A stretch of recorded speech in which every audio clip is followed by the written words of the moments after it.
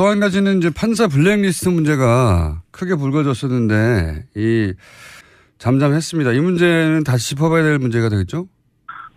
김명수 이제 신임 대법원장이 인사청문회에서 그 문제를 다시 살펴보겠다고 했습니다.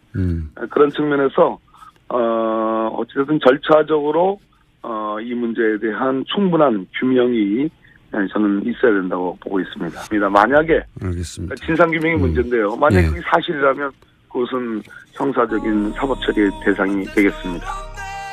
김명수 대법원장 후보자가 아니라 이제는 이제 대법원장입니다. 인준안이 가결됐습니다. 앞으로 김명수 대법원장이 풀어야 할 과제들 어떤 것이 있는지 더불어민주당 박범계 의원 전화 연결해 보겠습니다. 안녕하세요. 네, 반갑습니다. 이 가결, 예. 김명수 대법원장 체제 출범 어떻게 보십니까? 일단 임명 동의안이 네. 참 천신만 곳 끝에 그래도 비교적 저희들 한 153표 뭐 이 정도 예상했었는데 생각보다 160표까지 나왔으니까 참으로 다행스럽고요. 사법부 수장의 공백을 하루라도 있어서는 안 되는데 통과가 됐습니다. 전체적으로 사법부 개혁에 대한 우리 국민 모두의 염원이 이제 실현될 수 있는 그러한 계기가 되었다. 참으로 다행스럽다. 그리고 큰 기대를 갖고 있다. 이런 말씀을 좀 드리겠습니다. 그 큰 기대가 이제 결국은 여러 가지 산적한 사법 개혁 과제를 잘 수행할 적임자다라고 해서 이제 기대를 갖고 계실 것 같은데 어떤 과제가 있습니까? 짚어주시자면. 기본적으로 이제 김명수 대법원장은 그동안 법원 행정처라는 말 그대로 사법부를 사실상 장악했다 그럴까 좌지우지했던 그런 조직의 출신이 아닙니다. 예. 야전에서 말 그대로 뭐 법관에게 야전이라는 표현하는 게 좀 어울리지 않는데요. 30년 동안 묵묵히 이 재판만 해왔고 춘천지방법원장으로서 말 그대로 진짜 이번에 일부 야당 의원들의 그 비유들을 보면 무슨 원스타가 총리가 되는 것 같다. 춘천 경찰서장이 경찰청장이 되는 것과 같다는 이런 비유가 있을 정도로 그런 비아냥을 들었습니다. 반대로 그것은 사법부 전체를 일신하고 말 그대로 소수자 보호 그리고 힘없는 어떤 사회적 약자 보호에 대한 그런 사법부 판결의 분위기를 일신할 수 있는 계기가 되었다. 이렇게 말씀드릴 수 있겠습니다. 법원 행정처 개혁은 왜 중요합니까? 법원 행정처는 필요한 조직입니다. 그러니까 전체적으로 3천여 명의 판사들 그리고 참 많은 어떤 그 구성원을 갖고 있는 사법부에서 여러 가지 행정적인 측면에 일사불란함 그리고 상당한 효율성을 가질 필요가 있기 때문에 네. 법원 행정처가 필요한 그런 조직이긴 한데요. 예. 법원 행정처가 그동안 많은 오명을 갖고 있죠. 그러니까 특히 양승태 현 대법원장 체제에서 사법부 판결 내부로부터의 독립을 좀 간섭을 한 거 아니냐, 재판에 관여한 거 아니냐라는 그러한 오해를 받아왔습니다. 그런 측면에서 단순한 사법행정의 지원 조직이 아니고 어떤 법관의 재판에 관여하고 간섭하는 거 아니냐는 그런 오해가 있었기 때문에 그런 측면에서 개혁이 필요하다 이런 말씀을 드리겠습니다. 알겠습니다. 또 한 가지는 이제 판사 블랙리스트 문제가 크게 불거졌었는데 대법원장 인준 전후로 하여서는 잠잠했습니다. 이 문제는 다시 짚어봐야 될 문제가 되겠죠? 지금 이제 전국 법관 회의에서 예. 판사 블랙리스트 문제를 공식적으로 제기를 했고 김명수 이제 신임 대법원장이 인사청문회에서 그 문제를 다시 살펴보겠다고 했습니다. 그런 측면에서 어찌됐든 절차적으로 이 문제에 대한 충분한 규명이 저는 있어야 된다고 보고 있습니다. 이게 뭐랄까요, 법적 처벌까지도 갈 수 있는 사안이라고 보십니까? 만약에 실제로 누군가가 판사들의 성향을 기록한 블랙리스트를 만들어서 그걸 활용했었다면? 박근혜 정부의 블랙리스트와 관련해서 지금 1심 판결이 났죠. 네. 실제로 실형이 나왔고 김기춘 전 비서실장이 실형이 나왔습니다. 같은 그 선상에서 보면 되겠습니다. 만약에 알겠습니다. 진상규명이 문제인데요. 만약에 예. 그게 사실이라면 그것은 형사적인 사법처리의 대상이 되겠습니다. 알겠습니다. 그리고 전국 법관회의가 상설화돼야 된다는 얘기도 있던데 이건 왜 중요합니까? 지금 김명수 대법원장의 이제 전임이라 할 수 있는 네. 그 양승태 대법원장조차도 전국 법관회의 상설화를 수용하겠다고 얘기를 했습니다. 무슨 얘기인가 하니 사법부는 개개의 판사들이 네. 헌법과 법률에 따라 헌법과 법률 및 양심에 따라 독립하여 심판한다는 헌법 규정이 있습니다. 그것은 판사의 독립성, 사법부의 독립성을 이제 강조한 건데요. 그런 측면에서 판사들이 또 외부로부터의 독립은 물론이지만 대법원장을 포함해서 상급 기관 또는 또 법원장으로부터의 독립, 내부로부터의 독립도 중요하기 때문에 그러한 것들이 보장이 되려면 개개의 평판사들의 어떤 전체적인 회의체, 그런 어떤 의지를 모아나가는 그러한 구심이 필요하다는 측면에서 법관회의가 의미가 있다고 보겠습니다. 그러니까 사법부의 그러니까 법원행정처의 개혁이나 전국 법관회의 상설화 모두 사법부의 독립을 위한 어떤 계획 조치군요. 그렇습니다. 네. 예, 맞습니다. 알겠습니다. 그리고 한 가지 더 여쭤보자면 대법관 수를 늘려야 한다는 이야기도 있는데 대법관 수를 왜 늘려야 되는 거죠? 지금 이제 14분의 대법관이 계시거든요. 예. 그중에 이제 법원 행정처장은 사법행정만 하기 때문에 대법원 판결에 관여하지 않습니다. 그래서 예. 14분의 대법관 중에 13분의 대법관만 이제 재판에 관여하는데요. 그러다 보니까 실제로 우리나라에서 여러 가지 현장에서 벌어지는 많은 일들이 다 법원으로 재판의 형태로 이제 들어오고 있지 않습니까? 예. 그런데 가장 대표적으로 우리나라의 사회 갈등 과제들, 그중에 노동사건과 관련된 그런 아주 첨예한 문제들이 많이 있었는데 대법관 수를 보다 늘려가지고 전문화해야 된다는 그런 요구가 있습니다. 사회 갈등 과제를 법원이 제대로 다루기 위해서는 현재의 13분의 대법관의 그런 구조로는 충분하지 않다. 특히 대법원의 지형이 그동안 참여정부 때를 그나마 그때는 이제 독수리 오영제라고 그래가지고 네. 5분의 진보적인 대법관이 계셨는데 현재의 김명수 대법원장이 되시더라도 전체적으로 대법관이 고수화돼 있다라는 그런 비판이 있고 기울어진 운동장이라는 그런 비판이 있기 때문에 대법관 수를 늘려서 보수 대 진보의 어떤 균형을 찾아야 된다. 그런 측면에서 노동법원이 필요하다는 그런 지적이 있기 때문에 대법관 수 늘리는 문제가 중요한 화두가 되어 있습니다. 알겠습니다. 마지막 질문 한 가지만 더 여쭤보겠습니다. 양승태 대법원장이 그래서 이제 오늘 퇴임식을 하게 될 텐데 네. 지난 6년 양승태 대법원장 체제를 간단하게 평가해 보시자면요. 본인으로서는 좀 듣기 싫으시겠지만, 노력하셨지만, 대체로 박근혜 정부의 국정농단이 있었습니다. 그 부분을, 사법부와 직접적인 관계가 없지만, 대체로 보수화의 경향이 심화되고, 법관에 대한 재판의 관여, 간섭이, 눈에 보이지 않게 있어 왔으며, 대체로 기울어진 운동장에, 아무튼, 일조를 하셨다. 큰 점수를 주기는 어렵다. 그러나 어쨌든 수고하셨다. 이렇게 평가하겠습니다. 알겠습니다. 오늘 말씀 감사하고요. 굉장히 좀 어려운 상황이 될 뻔했었어요. 그러니까 헌법재판소장과 대법원장이 동시에 공백이 되는. 예. 근데 이번에 가결이 됨으로써 그런 상황을 막았고요. 특히 많은 국민들이 바라시는 사법개혁을 이제는 좀 제대로 시작할 수 있는 그런 초석이 놓였다고 생각합니다. 예. 그 청문회 과정이나 또 야당에서 이제 우려한 게 대법관 경험도 없지 않느냐. 그리고 네. 법원도 아무래도 기수 문화 같은 게 있는데, 네.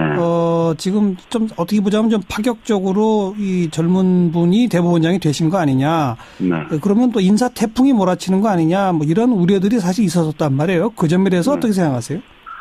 우선 지금 가장 시급한 과제가 이제 사법부의 개혁입니다.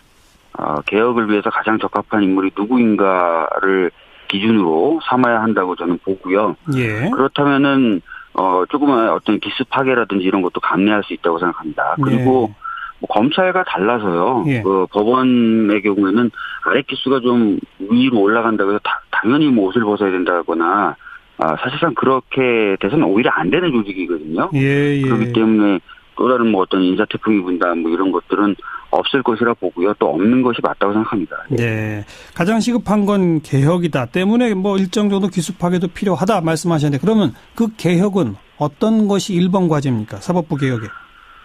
최근에 많은 분들이 우려했던 것이 이 법원이 대법원, 특히 이제 대법원장과 법원행정처를 정점으로 해서 피라미드 구조를 이루고 있다. 예. 그래서 사실상 법관들이 좀 자유로운 상태에서 여러 가지 판단을 못 내리고 있다라는 우려들을 가지고 계셨었거든요. 예. 또 그런 어떤 징표로 나섰던 것이 법원행정처가 일부 판사들에 대한 뭐 블랙리스트를 가지고 있다는 의혹도 제기됐었고요. 예. 또 특정 어떤 판사에게 좀 불이익한 인사처분을 하려고 했었다. 이런 의혹도 제기됐었거든요. 그렇죠. 그런 부분들이 좀 해소가 돼서 법관들이 진짜 안팎으로 독립된 상태에서 여러 가지 판단이라든지 결정을 내릴 수 있도록 만드는 것이 가장 핵심적인 개혁의 과제일 것 같습니다. 네. 그걸 그럼 구체적으로는 어떻게 할 수 있어요? 대법원장이 법원 법이나 이런 거 바꾸지 않고 할 수 있습니까? 법원 행정처 같은 걸 없애버릴 수도 있나요? 법원행정처를 뭐 당장 뭐 없애거나 그런 건 어렵겠지만요. 네. 판사들 사이에 어떤 자율적인 권한들을 많이 부여해주는 방식은 충분히 가능합니다. 예. 일례로 이 김명수 대법원장, 이제 대법원장이 됐죠. 대법원장의 경우에 춘천지방법원장일 때 예. 판사 평의회 운영을 굉장히 실질화시켰다 그래요. 그래서 판사 평의회에서 결정되는 내용에 따라서 이 지방법원을 운영했던 것입니다. 예. 그런 어떤 운영의 묘는 뭐 법을 바꾸지 않고서도 충분히 가능하거든요. 네. 그래서 그런 것들 좀 기대해 보는 것이죠. 전국 법관 대표자 회의 뭐 이런 거 있지 않습니까? 맞습니다. 그런 회의체 결정이라든지 의견도 중시하고 또 각 지방법원에서도 판사들의 어떤 회의체를 구성하게 하고 그런 회의체에서 나왔던 여러 가지 권고라든지 의견 같은 걸 받아서 여러 가지 법원 행정을 집행해 나가면 훨씬 더 민주화가 되겠죠. 예. 그리고 또 하나가 지난 뭐 몇 년 사이에 법원, 특히 대법원의 판결이 지금 우리 사회 기준에 비추어서 좀 지나치게 보수화되어 가고 있던 건 아니냐 이런 지적이 일각에 나오면서 상대적으로 이제는 또 김명수 대법원장이 앞으로 또 대법관들 줄줄이 그 임기가 다 돼서 새로 또 교체되지 않습니까? 네네. 그럼 이 정권이 왔다 갔다 하는 거에 따라서 대법원도 한때는 보수적 판결, 한때는 진보적 판결, 너무 또 이렇게 왔다 갔다 하는 건 문제 아니냐 이런 얘기도 나옵니다. 어떻게 생각하세요? 일단은 이제 법원 자체가 시대의 변화라든지 사회의 변화에 조응하는 것은 저는 긍정적으로 봐야 될 것 같다고 생각합니다. 예. 그런데 그것이 이제 어떤 특정 정치 세력과의 결탁을 통해서 그렇게 왔다 갔다 하는 것이라면 안 되겠죠. 네. 근데 이번에 이제 김명수 대법원장 같은 경우에는 청문회에서도 그런 식의 어떤 인사조치 이런 것에 대해서는 자신이 단호히 맞서겠다는 의지를 여러 차례 밝혔었거든요. 아하. 그래서 그런 부분에 있어서 굉장히 좋은 점수를 많이 얻었던 후보입니다. 그래서 그런 부분은 좀 걱정을 덜 해도 되지 않을까 이렇게 생각하고 있습니다. 사법부 독립 그리고 균형 이런 걸 이제 가져나갈 수 있다. 네네. 네. 알겠고요. 오늘 뭐 전화를 모신 김에 이 사법부와는 좀 다릅니다만은 법무검찰개혁위원회가 공수처 신설안을 지금 권고안으로 법무부 장관한테 내놓지 않았습니까? 예, 맞습니다. 지금 이제 야당 특히 자유한국당의 반발이 상당히 큰데 요 안대로 정부안이 나올 경우에 먼저 국회 법사위에서 이게 제대로 다뤄지겠느냐 통과되겠느냐 법사위 분위기가 어때요? 일단은 뭐 자유한국당이나 바른당의 경우에는 애초부터 좀 공수처에 부정적인 입장이었습니다. 그래서 이 권고안의 내용과 상관없이 좀 반대를 하시는 상황이고요. 제가 이제 박상기 법무부 장관에게 이제 좀 물어보니까 이 권고안을 그대로 쫓아가지는 않을 것이고 네. 여러 가지 내용을 검토해서 법무부 안을 좀 만들겠다라고 얘기를 하기 때문에 예. 권고안만 가지고 정부의 어떤 안을 다 짐작하기는 좀 어려울 것 같습니다. 근데 이제 아까 말씀드렸던 것처럼 기존에 나와 있었던 법안보다 이 권고안이 굉장히 세요. 그렇죠. 규모도 크고요. 그래서 조정을 좀 한다 하더라도 현재 나와 있던 법안보다는 좀 더 세고 크고 이런 공수처안이 될 가능성이 있어 보여서 네. 또 법사위에서 또 많은 논의가 있긴 있어야 될 것 같습니다. 어쨌든 야당의 반발까지를 고려하면 정부안은 이 위원회의 권고안보다는 조금 약화되겠군요. 뭐 그렇게까지 단언을 할 수는 없지만 뭐 여러 가지 검토해서 정부안을 만들 때는 좀 더 많은 요소들이 고려되지 않을까 그 정도로 예측해 보고 있습니다. 네. 하지만 기존의 의원들이 제출해 놓은 법안보다는 조금 세고 권고안보다는 조금 약하고 이런 정도. 아마 그렇게 되지 않을까 예측하고 있습니다. 예. 그래요. 알겠습니다. 법사위 논의 좀 지켜보죠. 고맙습니다. 예, 감사합니다. 더불어민주당 박주민 의원이었습니다. 또 한 가지는 이제 판사 블랙리스트 문제가 크게 불거졌었는데 잠잠했습니다. 이 문제는 다시 짚어봐야 될 문제가 되겠죠? 김명수 이제 신임 대법원장이 인사청문회에서 그 문제를 다시 살펴보겠다고 했습니다. 그런 측면에서 어찌됐든 절차적으로 이 문제에 대한 충분한 규명이 저는 있어야 된다고 보고 있습니다. 만약에 알겠습니다. 진상규명이 문제인데요. 만약에 예. 그게 사실이라면 그것은 형사적인 사법처리의 대상이 되겠습니다. 김명수 대법원장 후보자가 아니라 이제는 이제 대법원장입니다. 인준안이 가결됐습니다. 앞으로 김명수 대법원장이 풀어야 할 과제들 어떤 것이 있는지 더불어민주당 박범계 의원 전화 연결해 보겠습니다. 안녕하세요. 네, 반갑습니다. 이 가결, 예. 김명수 대법원장 체제의 출범 어떻게 보십니까? 일단 그 임명 동의안이 네. 참 천신만 곳 끝에 그래도 비교적 저희들 한 153표 뭐 이 정도 예상했었는데 생각보다 160표까지 나왔으니까 참으로 다행스럽고요. 사법부 수장의 공백을 하루라도 있어서는 안 되는데 통과가 됐습니다. 전체적으로 사법부 개혁에 대한 우리 국민 모두의 염원이 이제 실현될 수 있는 그러한 계기가 되었다. 참으로 다행스럽다. 그리고 큰 기대를 갖고 있다. 이런 말씀을 좀 드리겠습니다. 그 큰 기대가 이제 결국은 여러 가지 산적한 사법 개혁 과제를 잘 수행할 적임자다라고 해서 이제 기대를 갖고 계실 것 같은데 어떤 과제가 있습니까? 짚어주시자면. 기본적으로 이제 김명수 대법원장은 그동안 법원 행정처라는 말 그대로 사법부를 사실상 장악했다 그럴까 좌지우지했던 그런 조직의 출신이 아닙니다. 예. 야전에서 말 그대로 뭐 법관에게 야전이라는 표현하는 게 좀 어울리지 않는데요. 30년 동안 묵묵히 이 재판만 해왔고 춘천지방법원장으로서 말 그대로 진짜 뭐 그 이번에 일부 야당 의원들의 그 비유들을 보면 무슨 원스타가 뭐 총리가 되는 것 같다. 뭐 춘천 경찰서장이 경찰청장이 되는 것과 같다는 이런 비유가 있을 정도로 그런 비아냥을 들었습니다. 반대로 그것은 사법부 전체를 일신하고 말 그대로 소수자 보호 그리고 힘없는 어떤 사회적 약자 보호에 대한 그런 사법부 판결의 분위기를 일신할 수 있는 계기가 되었다. 이렇게 말씀드릴 수 있겠습니다. 법원 행정처 개혁은 왜 중요합니까? 법원 행정처는 뭐 필요한 조직입니다. 그러니까 전체적으로 3천여 명의 판사들 그리고 뭐 참 많은 어떤 그 구성원을 갖고 있는 사법부에서 여러 가지 이제 신임 대법원장이 인사청문회에서 그 문제를 다시 살펴보겠다고 했습니다.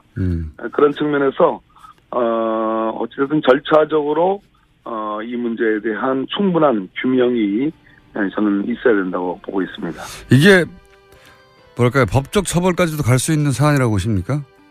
만약에 실제로 누군가가 판사들의 성향을 기록한 블랙리스트를 만들어서 그걸 활용했었다면?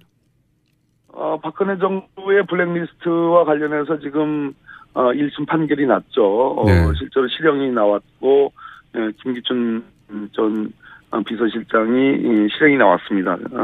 같은 그 선상에서 보면 되겠습니다. 만약에 알겠습니다. 진상규명이 문제인데요. 만약에 예. 그게 사실이라면 그것은 형사적인 사법처리의 대상이 되겠습니다. 알겠습니다. 그리고 전국 법관회의가 상설화돼야 된다는 얘기도 있던데 이건 왜 중요합니까? 지금 김명수 대법원장의 이제 전임이라 할 수 있는 네. 그 양승태 대법원장조차도 전국 법관의 상승장적인 측면에 일사불란함 그리고 상당한 효율성을 가질